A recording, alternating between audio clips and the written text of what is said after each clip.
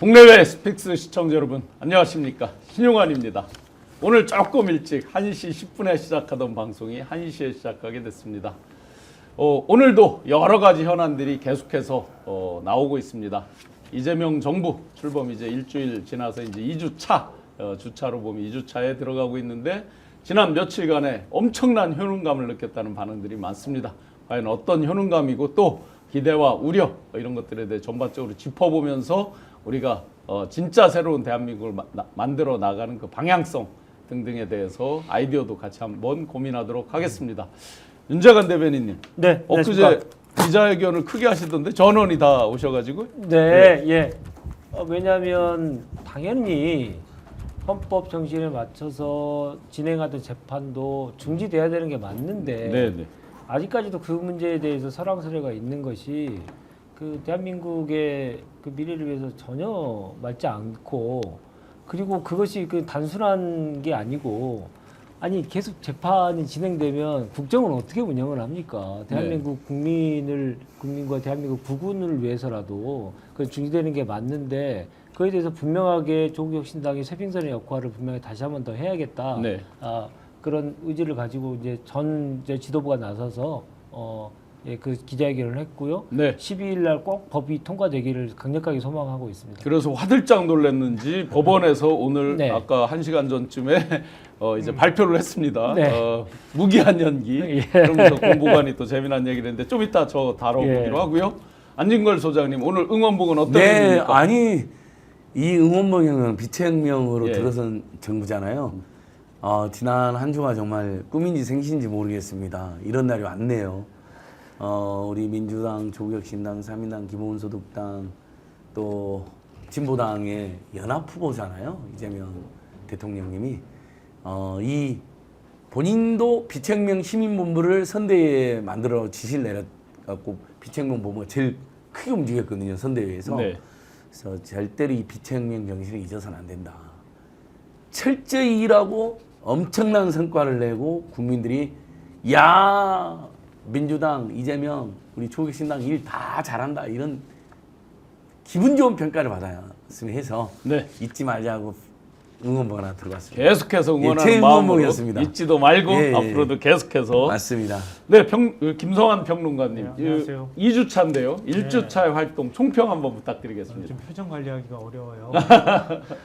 저랑 비슷한 얘기 하시는 분들 굉장히 많을 예. 것 같아요. 이거 어떻게 표정을 관리해야 되지? 뉴스 볼 맛이 난다. 그러게요. 그러니까 국민들이 매일 나라 걱정하고 그것 때문에 스트레스 받고 이렇게 살았는데 이제 좀 마음 편하게 살았으면 좋겠다. 근데 진짜 마음 편했으면 좋겠다고 생각했던 게 실제로 이루어지고 있는 것 같아서 진짜 표정 관리가 안 되고요.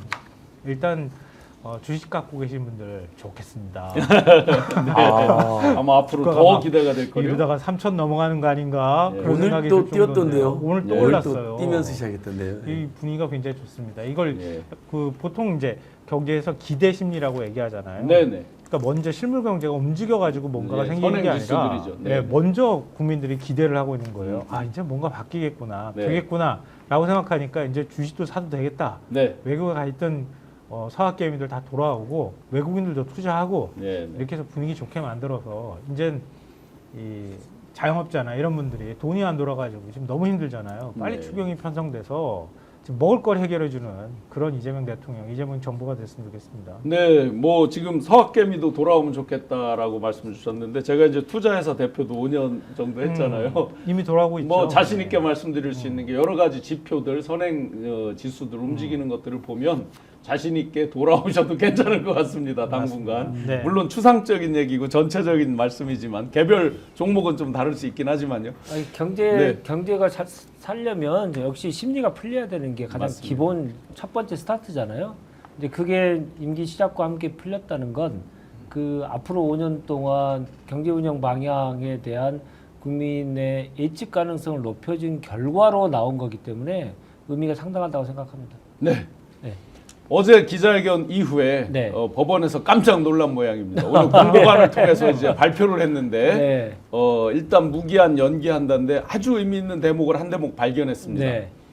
헌법 84조에 따른 거다라고 예, 이렇게 발표를 예, 하거든요. 예. 윤재관 대변인님 아니, 직접 기자회견을 한 당사자로서. 예, 아니 몰랐냐고요. 다 알고 있었는데도 불구하고 그것에 대해서 뜸을 들이고 있는 것은 예. 누구를 위해서도 좋은 일이 아닌데 법관들이 그냥 계속 그런 결정을 못하는 이제 상황들이 계속 벌어졌기 때문에 이게 또 솔직히 말씀드리면 민주당에서 먼저 얘기하는 것보다 조국 혁신당에서 먼저 얘기하면서 이게 세빙선의 역할을 하는 게 훨씬 더 국민들에게 더 좋은 모습일 것 같다라고 판단해서 저희들이 빨리 좀 서둘렀던 것이고요. 네. 앞으로도 그러니까 조국 혁신당이 해야 될 세빙선의 역할, 그러니까 이재명 정부에 부담을 주는 게 아니고 해야 될 일이 있는데 조금 이제 템포를 조절을 좀 하거나 아니면 네.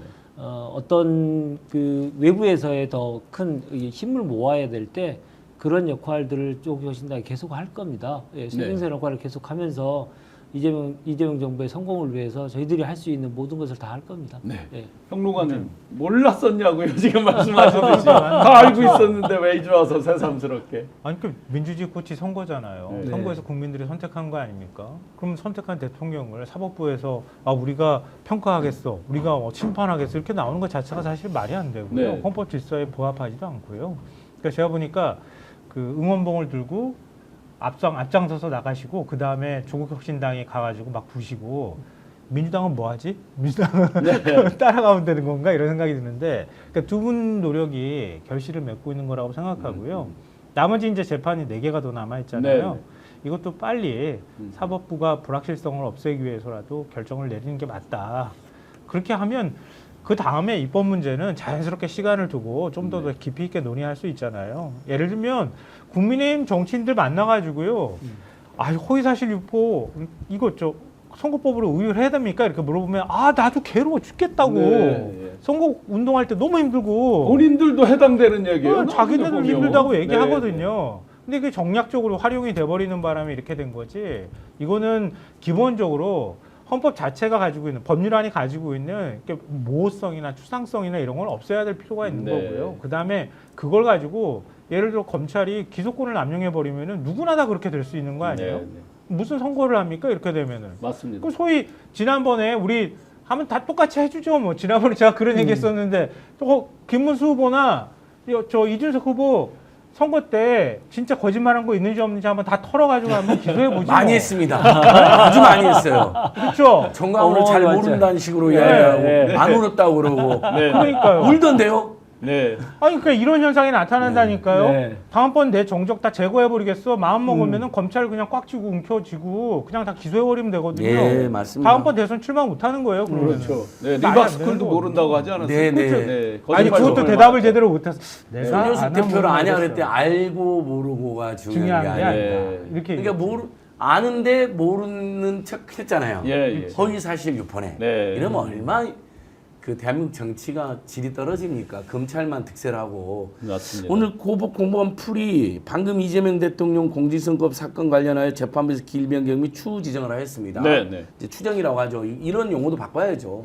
추측한다는 게 아니라 추정한다는 말을 네. 추정이라고 하는데 그렇죠. 추정이 우리 생각을 예, 추정하는 게 그러니까. 아니라 추후 정한다. 법률 용어도 바꿔야 돼. 근데 네, 다만 이 맞습니다. 고법 판사는 추정이라고 안 하고 추후 지정을 했습니다. 이거 풀어서 썼네. 네, 풀어서 써준 거예요. 왜냐하면 요즘 기자분들이 진짜로 재판기를 추측한다는 건가? 이렇게 오해하는 사람이 있어요. 주말에 화제된 거 보셨죠? 네.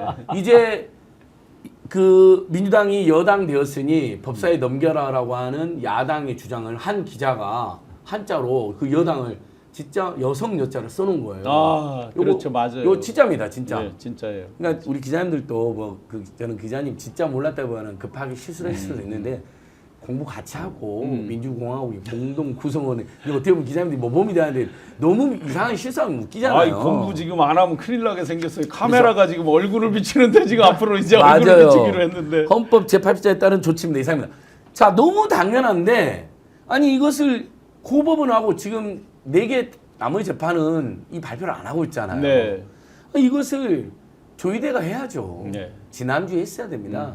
법원 행정처장이 나와서 대법관 회의를 거쳤던 안 거쳤던 네. 아니면 대법원의 기존 해석상 헌법 84조는 기소를 하지 않는다가 아니고 소추를 하지 아니한다고 되어 있기 때문에 그것은 기소한 다음에 소를 유지하는 것까지 소를 추진하고 추구하는 그 전 과정이 포함된다. 네. 그래서 모든 재판은 추정된다고 발표를 했어야죠. 네네. 근데 이제 조희대가 끝까지 그걸 하기 싫어하는 것 같아요.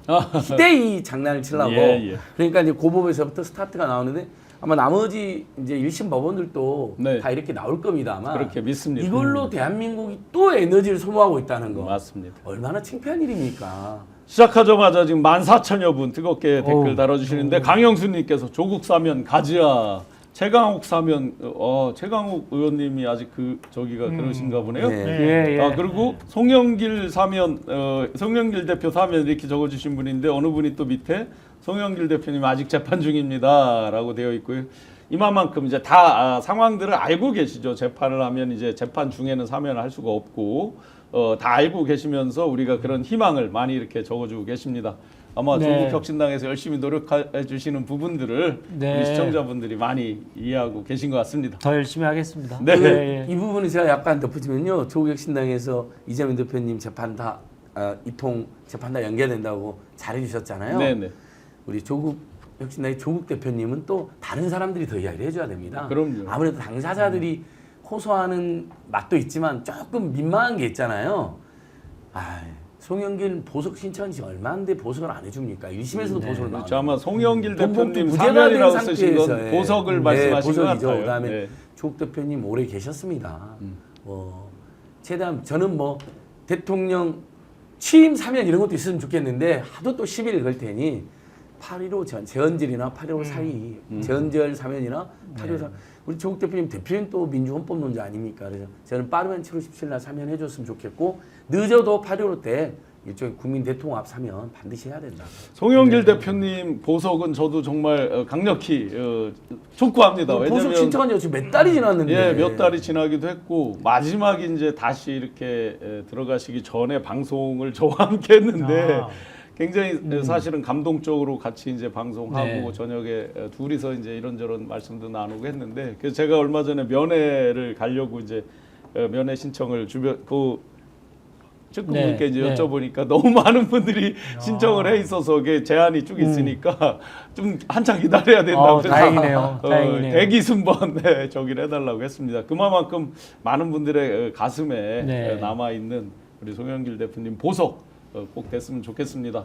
그러면 좀 전에 이제 지난번 네. 기자회견도 해주셨는데 법원에서 이렇게 고등법원에서 조치를 했다고 해서 네. 국회에서 입법 멈추면 안 되는 거잖아요. 당연히 예. 해야죠. 왜냐하면 84조가 모호하게 돼 있었으니까. 이거 언제 또 다시 그 잘못된 시대로 회귀할지 모른다. 갑자기 입장을 바꿀 수도 예, 있는 우리 거죠. 그런 불안감이 분명히 있는 거잖아요. 그걸 확인했으면 그 확인한 걸 따박따박 해줘야 됩니다. 네. 또 다시 우리가 선인을 믿고 서진 믿고 하다가 또 민주주의가 후퇴하는 날이 다시 오게 되면 네. 안 되지 않겠습니까? 그리고 그것이 그 법령상의 그러니까 헌법상의 규정도 분명하게 필요하다고 판단한다면 국론 분열을 위해서 국론 분열을 방지하기 위해서라도 네. 분명하게 하는 게 맞죠. 맞습니다. 예, 그게 이제 누구를 위한 길가 아니고 대한민국을 위한 길이지 않습니까? 네, 네. 대통령을 뽑아놓고 일할 수 못하게 만들어 놓는 게 그게 말이나 됩니까? 네. 근데 이게 언제든지 바뀔지 모른다는 불안감 저도 그렇게 있거든요, 진짜. 네, 맞습니다. 모든 국민들이 다 두 눈 똑바로 뜨고 다 지켜봤던 부분이잖아요. 언제든 법비가 날뛸 수 있다라는 걸 다 확인했기 때문에 어떻게든 정리가 필요한데요. 그러니까 저는 그런 부분에 있어서는 순서를 잘 정할 필요가 있다. 네. 그런 생각은 해요. 왜냐하면 그게 정치잖아요. 정무 감각이 있어야 되는 거거든요. 그럼요. 요즘에 제 방송 나가면요. 발언 하나하나 하는 게 너무 조심스러운 거예요. 아. 대선 끝나고 나니까 자리가 바뀌었어. 그러니까 원래 여야 자리가 왔다 갔다 하잖아요. 네, 네. 자리가 어색하게 3년 동안 반대에 있다가 이쪽으로 싹 이렇게 바뀌어온 거예요. 네. 근데 그 자리가 너무 무거운 거예요. 무조건 옹호한다고 되는 것도 아니고요. 그렇다고 해가지고 국민들이 옹호한다고 막 무조건 박수 쳐주는 것도 아니잖아요. 이번에 인선하고 이럴 때 다 여러 비판들을 하는 거 보셨잖아요. 예. 그러니까 그런 우려되는 점도 충분히 이해한다. 또 그걸 충분히 숙고하고 대통령실에서도 알고 있을 거다. 이런 얘기들도 하면서도 또 왜 그렇게 했는지 네. 불가피한 측면이나 이런 것들 얘기할 수밖에 없거든요. 네. 그러니까 제가 바라건대 국회 입법부가 해야 될 일은 당연히 그런 혼란이나 혼선이 발생했을 때 법률적으로 그걸 정리해주는 작업을 하는 건 당연한 건데요.